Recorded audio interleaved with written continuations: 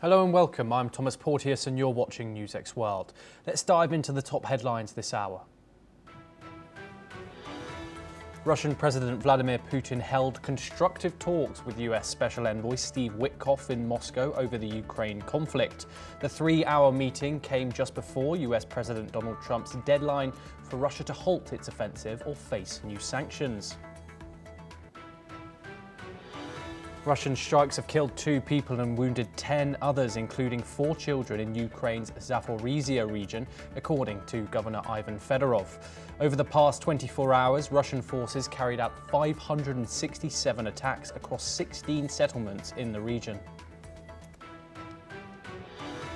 Israeli forces have killed a further 138 people in Gaza in the last 24 hours, bringing the total death toll to over 61,000, according to the Hamas-run health ministry.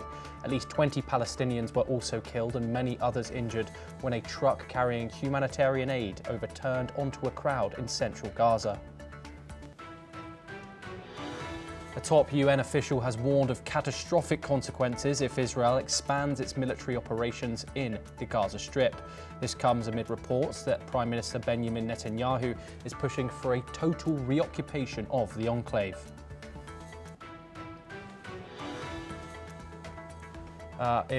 Catastrophic consequences if Israel expands its military operations in Gaza. This comes amid reports that Prime Minister Benjamin Netanyahu is pushing for a total reoccupation of the Gaza Strip.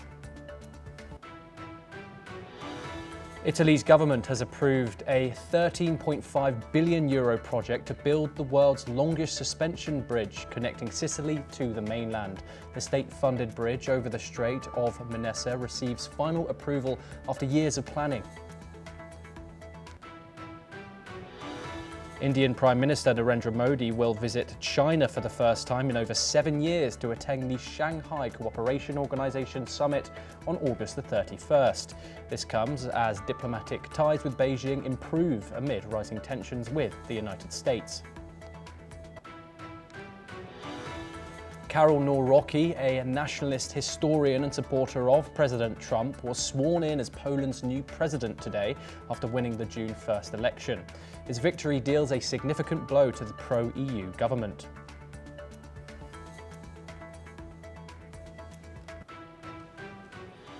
Now we start this hour in the Middle East, where Israel's military chief, Eyal Zamir, has pushed back against Prime Minister Benjamin Netanyahu's plan to expand operations in Gaza.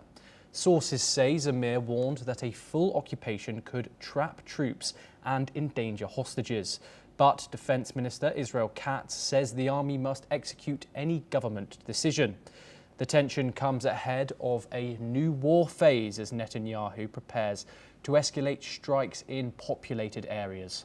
Israel says the goal is to defeat Hamas and free remaining hostages. Meanwhile, global pressure grows for a ceasefire amid mounting civilian casualties and humanitarian collapses inside Gaza. Meanwhile, a further 138 people were killed by Israeli forces in the enclave in the past 24 hours. The territory's Hamas-run health ministry has said, bringing the total death toll since the start of the war to over 61,000 people. The ministry also says that 771 people arrived in Gaza's hospitals in the past day, and a number of victims remain under the rubble as ambulances and Gaza's civil defence crews cannot reach them. We're now joined by our guest today for our developments from the ongoing Gaza crisis. Muhammad El Dashan joins us. He's the director of Oxcon Fragile, and he joins us live from London. Thank you very much for joining us, Muhammad, on the programme. I want to first... pleasure. I want to first start with this rift, seemingly, from Netanyahu's figures. We have Israel Katz supporting Benjamin Netanyahu's decision to expand military operations in Gaza.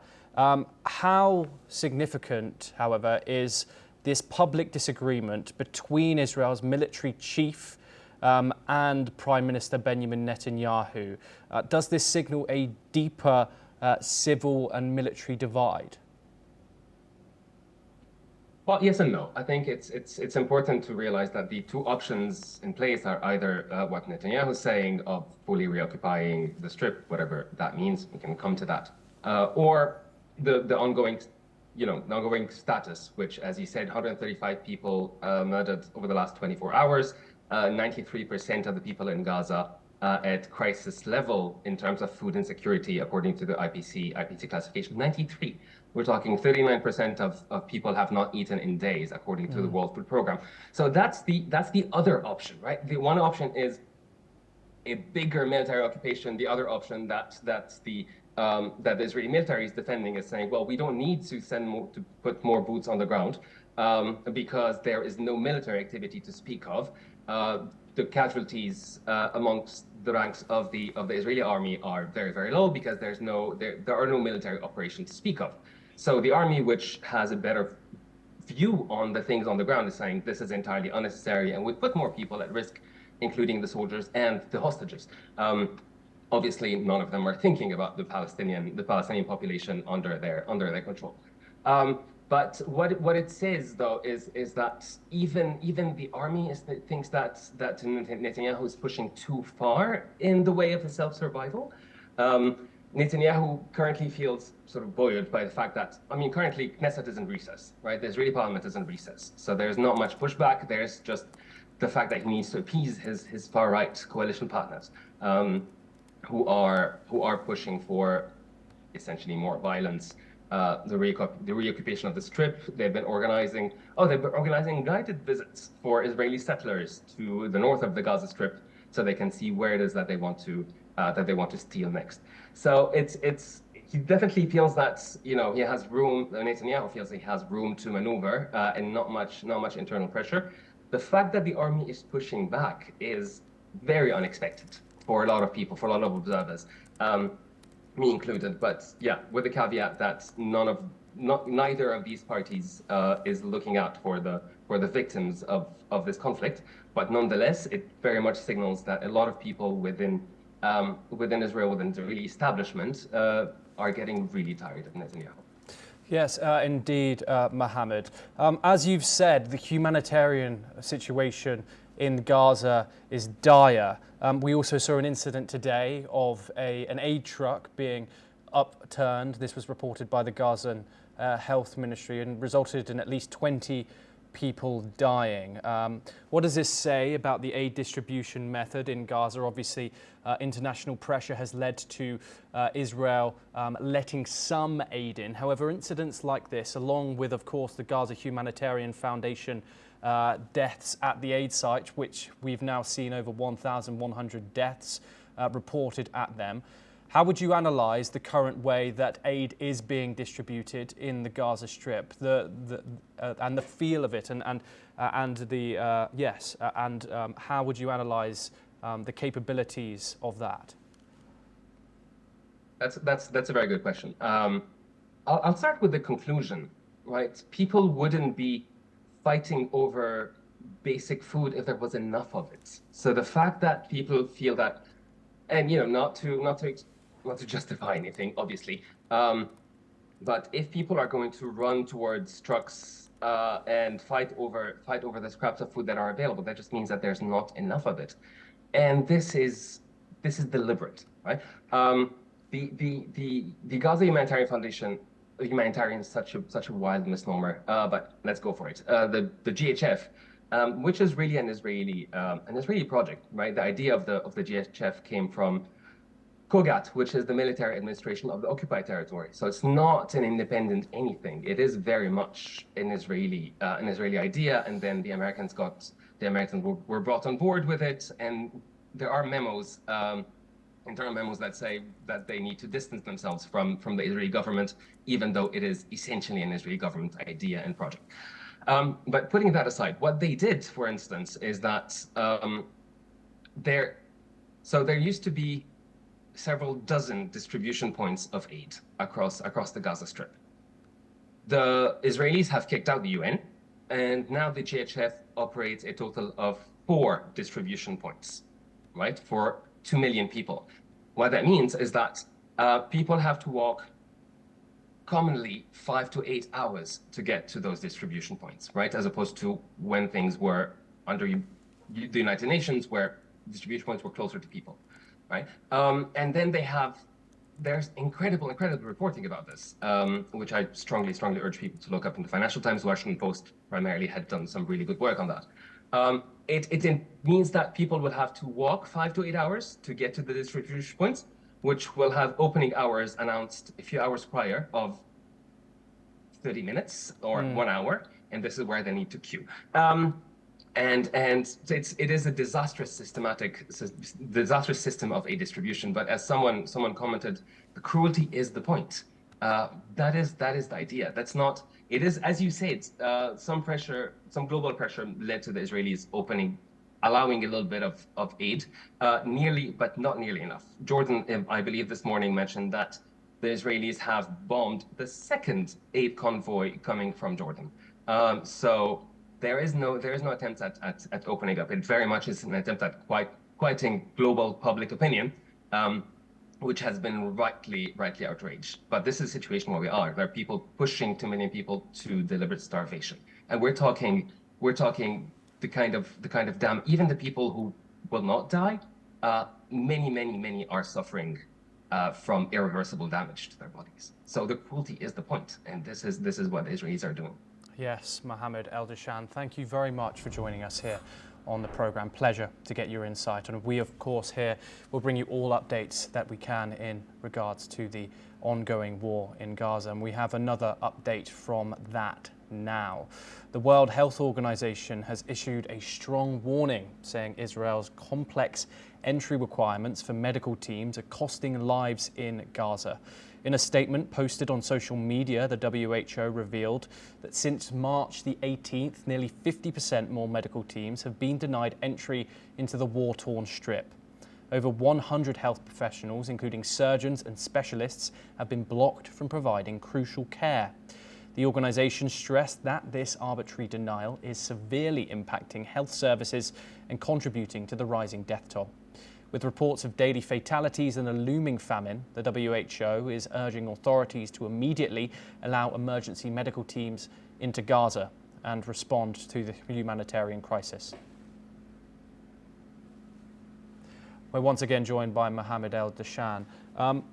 Mohammed, what more can you tell us about the current health professionals working in Gaza? What is the health system like? Obviously, we constantly hear reports of health infrastructure that have been bombed by Israel. We have obviously seen the blockade of aid supplies being denied into the strip as well. What more can you tell us about the current health system in Gaza and how it can operate now? There's not much of a health system left in Gaza anymore. As you mentioned, essentially all hospitals have been bombed. And not just that, but the Israelis have been targeting all the medical professionals. They've been assassinating doctors. Just this week, the gentleman's name escapes me, but it was a nurse, and he was, that was reported the last couple of days. He was being followed by a drone. You probably assumed it was a surveillance drone, went back to his tent where his kids were, and this is where the drone shot him and his kids, right? So that's the context where the Gaza medical system exists. And as you mentioned rightly, the Israelis are severely stopping medical aid and medical professionals from coming in. To give an example, which is mind-boggling, medical professionals report that one of the things that have been specifically targeted for confiscation by the Israelis is baby powder. Right? Weirdly enough, right? There is no scenario under which the Israelis can justify this by saying it's a double-use item or something. But as we said, cruelty is the point. So as it stands, there are some basic field hospitals which are trying to treat people as best as they can, but the limitations are immense. It is a humanitarian crisis on proportions that I think we've not seen in our living existence, you and I. Yes, Muhammad El Dashan, thank you very much for joining us here on Newsx World once again, and we will continue to bring you all updates from the ongoing war in Gaza as we get them. We now move over to Europe for our next story, where a meeting between Russian President Vladimir Putin and US Special Envoy Steve Witkoff in the Kremlin has concluded after approximately 3 hours. The talks, which came ahead of US President Donald Trump's Friday deadline, were focused on the Ukraine crisis and the future of Russia-US strategic partnership. Kremlin aide Yuri Yushchanov reported that both sides discussed the situation in Ukraine and exchanged signals in a bid to find a way forward. Yushchanov described the talks as useful and constructive, but said it remains unclear whether a resolution is within reach. We're now joined by Raymond Vickery, who joins us live from Washington, D.C. He is a former Secretary of Commerce. Raymond, always a pleasure to talk to you. Raymond, what do you think is going to be the outcome of these talks? Do you think that Witkoff would have gone to put the pressure on Vladimir Putin? We saw it was all smiles when they met earlier today. Do you think that he came with Trump's stance of a more frustrated and imposing this deadline? Or how do you think that the US delegation would have approached these, and what can we expect from the outcomes? Well, thanks very much for having me. It seems to me that you have to keep in mind that peace, like war, must be waged. And that means that it can't be just a one-off, person-to-person kind of meeting. Unfortunately, our President Trump views international relations like a real estate deal, that two leaders get together, they make a deal, and everything is settled, and there's a winner, and President Trump thinks that he will be the winner. And Mr. Witkoff, of course, is a former real estate developer, colleague of President Trump, and he takes that approach too. It takes a lot more than this great man to great man theory in order to be able to wage peace. And what it requires is a cooperative approach that can bring together those who have some influence with the Kremlin and are willing to stand up for democracy and the rule of law, the UN Charter and its non-invasion provisions that have kept the peace for 80 years. So yes, it's good that there is a talk, but it takes a lot more. It's time for other great democracies like India and others that have influence with the Kremlin to try to help in this peace effort, waging it so that the standards which have kept the peace largely since World War II will be upheld. I don't see that in the cards right now, but hope springs eternal because Donald Trump has turned around completely. He was going to get this done on day one just by talking to his friend Putin. And of course, that hasn't happened. It isn't going to happen, and it's going to take a concerted effort to bring peace back to the European continent. Raymond, what are your thoughts on Witkoff meeting Putin with a smile whilst there was Russian attacks barraging parts of Ukraine, including 2 deaths in the Zaporizhzhia region? What are your thoughts about that? Well, I think that Putin and the Russians have played President Trump and his ambassador Witkoff all along. And Trump seems to have recognized this. There is no slacking off from the atrocious attacks on civilians and civilian infrastructure, which has no other point than to intimidate and get the Ukrainians to surrender their sovereignty. This is all part of a mindset of Putin to restore Russian greatness by restoring the former Russian Empire, of which Ukraine was a part. But in 1994, both Russia, the United States, and the UK agreed that in turn for Ukraine giving up its nuclear weapons, all three of them would guarantee the sovereignty and security of Ukraine. Now that just hasn't happened, and it's not going to happen just on a one-to-one Witkoff to Putin talk, or what Trump would like to be able to say is that he will have one conversation with Putin, and somehow the war will end. And it's been proven. Trump has been in office for 6 months now. There's been no slacking off. And he recognized, at least in some of his talks, that Putin had been playing him all along. And that's the Russian approach to it. And it's going to require a concerted effort by nations across the board to bring peace. Raymond Vickery, always a pleasure to talk to you. We now move over to the Indo-Pacific, where on the 80th anniversary of the atomic bombing of Hiroshima, Pope Leo took the time to honour the tens of thousands who were killed and wounded on August the 6th of that day in 1945. He also noted that just 3 days, the world will commemorate another sorrowful milestone, the bombing of Nagasaki. At the close of his general audience, the Pope offered words of solidarity. He said, "I wish to assure my prayers for those who have suffered its physical and psychological and social consequences." He emphasized that even after 8 decades since the bombings, these tragic events continue to serve as a global reminder of the destruction brought by war, especially by nuclear weapons. Let's listen in to Pope Leo XIV. Ricorre oggi l'80° anniversario del bombardamento atomico della città giapponese di Hiroshima e fra 3 giorni ricorderemo quello di Nagasaki. Desidero assicurare la mia preghiera per tutti coloro che ne hanno subito gli effetti fisici, psicologici. We're now joined by Ross Feingold. He's a political risk analyst. He joins us live from Taipei in Taiwan. Ross, thank you very much for joining us.